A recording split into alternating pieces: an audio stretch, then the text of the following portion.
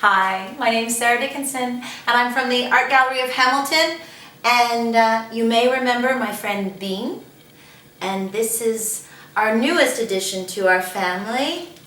This is Olive, and she's just a puppy, but we're very happy to have her in the family, and she's going to join us today for story time.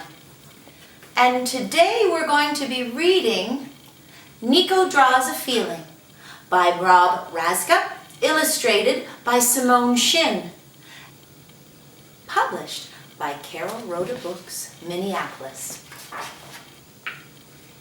Niko loved to make pictures. Everywhere he went, he carried a box of colored pencils and a pad of paper. Because everywhere he looked, he saw something that inspired him. It might be a mother bird building her nest, or the low autumn sun peeking out from behind a cloud, or the ice cream truck ring-a-linging down the street. When Niko was inspired, it felt like a window opening in his brain. An idea would flit through the open window like a butterfly, flutter down to his stomach, then along his arm and fingers to his pencils, where it would escape onto his paper in a whirlwind of color. It was a wonderful feeling, and Niko tried to capture it as often as he could.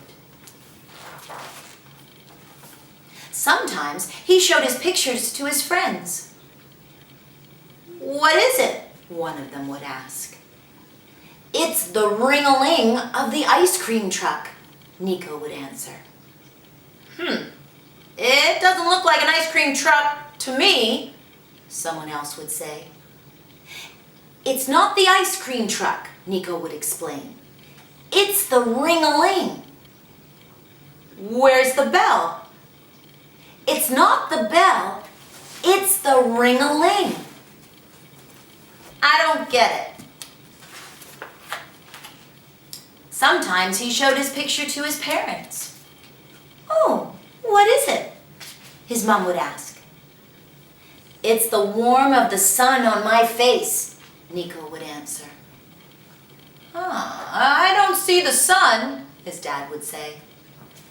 "It's not the sun, it's the warmth." "Where's your face?" "It's not my face, it's the warmth."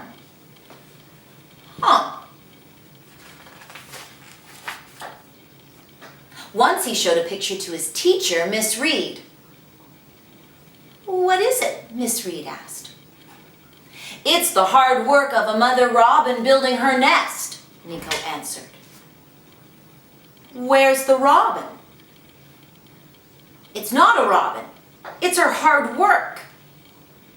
"So this is the nest?" "No, it's not the nest, it's her hard work." "Oh, I see." But Miss Reed didn't see. None of them did. One night, Niko sat on his bed thinking about all the pictures taped to his walls. Then he looked at himself in the mirror.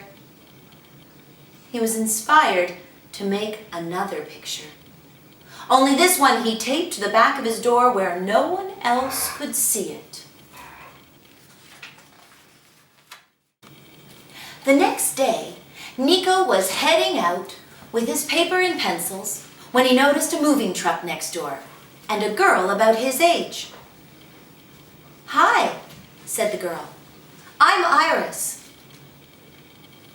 "I'm Niko. Hi." "What are you doing with that stuff?" "This? Nothing." "Are you going to draw?" "Well, yeah, I like to make pictures." "Can I see them?" "I don't know," he said. "You might not like them." "But I might," Iris answered. Niko decided it would be rude to say no, so he invited Iris over. When they got to his room, Niko waited for her questions.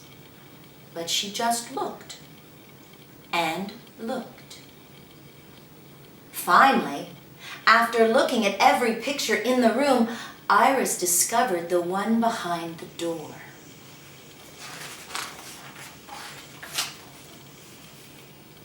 "Wow," Iris said.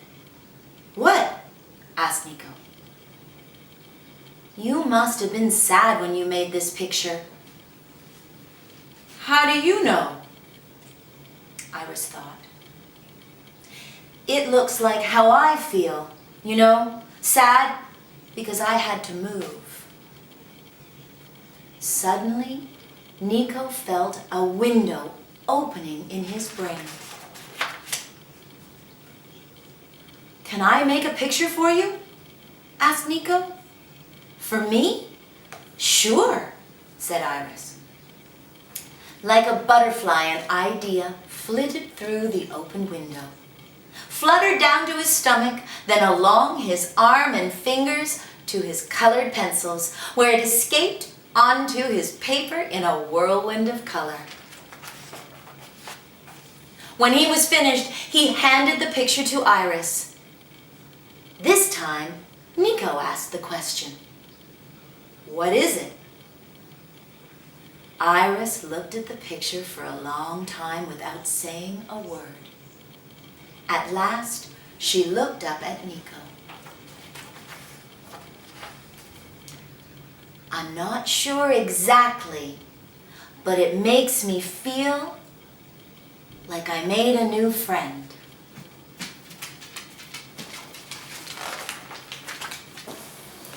Niko stared at Iris. "You can see that?" "I can feel it," Iris replied, "like a butterfly landing on my finger." "A butterfly?"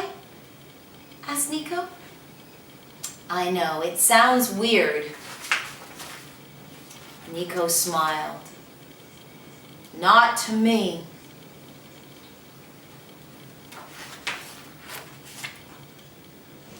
The end.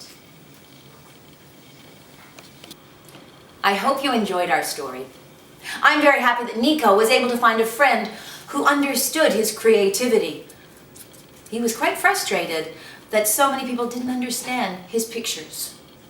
Niko is an abstract artist. Abstract art is more about the shapes and colors and lines and the feelings that they express. I'm going to show you a couple of abstract paintings from our permanent collection. Let's take a look. This painting is by American artist Hans Hofmann, 1954, and it's entitled Autumn Flurry. Now, rather than trying to figure out what the painting looks like, just allow yourself to be taken in by the painting.